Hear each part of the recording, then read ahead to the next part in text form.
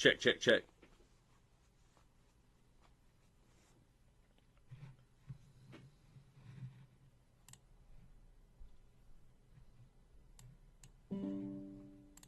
Check, check, check.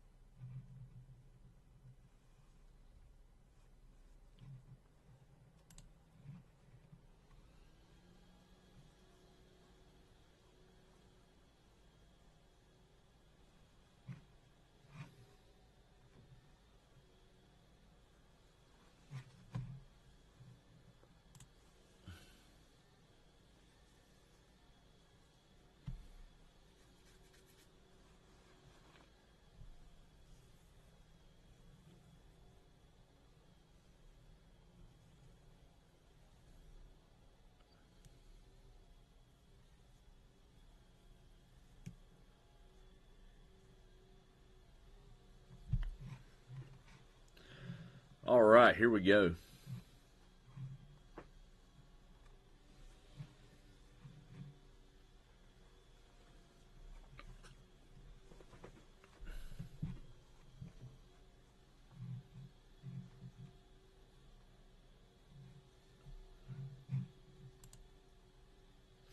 Oh, hey guys, sorry, I didn't realize that everybody was already in here. Good morning.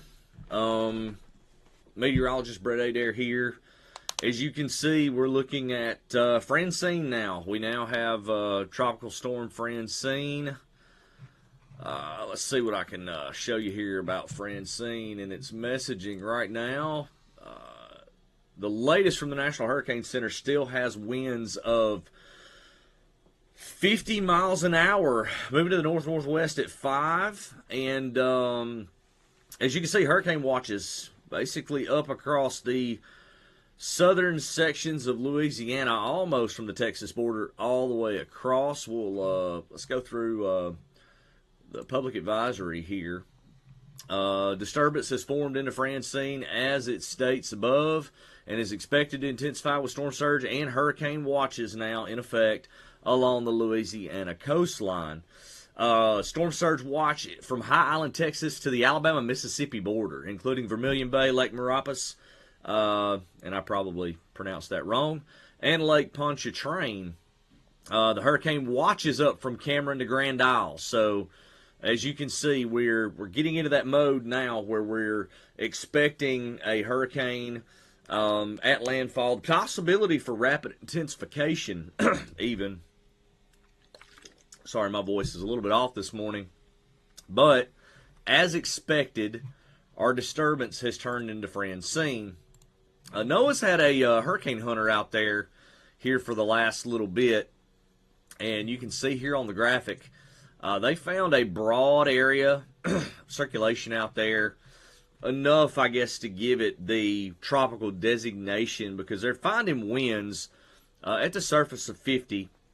One of the most concerning things for me, though, is if you watch this satellite image here through the morning as recon is flying down through the center, you can see there's explosive thunderstorm cloud tops there on the visible imagery. To the north of the center primarily right now, but as this stacks, as we go throughout the day, and it stacks, this is going to become more problematic. The opportunity for more rapid intensifying is going to be possible as well. And that's what we're really going to look at. It's moving again north-northwest at 5 right now. We're also going to be watching very carefully for when this turn begins to take place, as an upper trough coming in from the west impacts this a little bit later today. So this is problematic, especially for areas up here along the Louisiana coastline, particularly from Lake Charles, Cameron. This area up in this area right here is where the hurricane watch begins. Grand Chenier, Intercoastal City, Morgan City. You guys all too familiar with this. Homa. This is the time to prepare all the way over here toward Grand Isle. This system's going to be an interesting one for us. We have storm surge boxes that we will be putting out for this system. I've got 4 of them that are working and active at the moment. So we're going to have live video as the storm surge along the immediate coastline begins. We're going to leave our Alabama base here in the next 2 hours to head toward the southwest. Stand around Lake Charles later tonight, monitoring the progression, probably starting in Cameron, putting our units out, and then progressing toward the east. So this is going to be a pretty volatile situation as we go into the next 24 hours. Let me pull up one of our pages here for you real quick. I want you to see want you to see just how confident we are in this current track. Tomer Berg built a great page here. PhD student, wonderful resource. But these ensembles, they give you a confidence level of just what you expect as we go through time here. And as you can see, they're pretty clustered there. And then they make a hard turn toward the northeast. Morgan City, Lafayette, Baton Rouge, you guys are definitely in the zone of problems all the way over, as far west as Galveston. You're going to see impacts from this. I'll go back to the satellite radar so that you can see exactly why. There's the current radar there. We've already got rain on the north and western side. So Brownsville, you're going to start seeing showers if you're not already. This will be a problem throughout the afternoon and then later into the evening.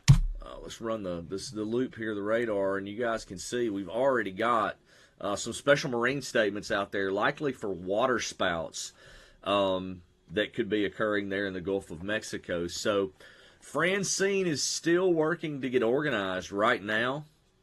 That's more or less the issue at hand for us. But we'll be traveling toward the south.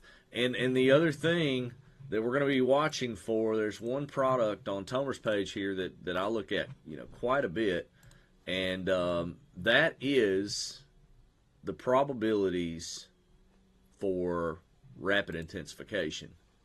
Right now, that's pretty high. 57% of 25 knots within 24 hours, 45 knots within 36 hours is pretty high. That's 8.4 times climatological mean, which means that's a pretty alarming signal. So we're going to have to watch for that.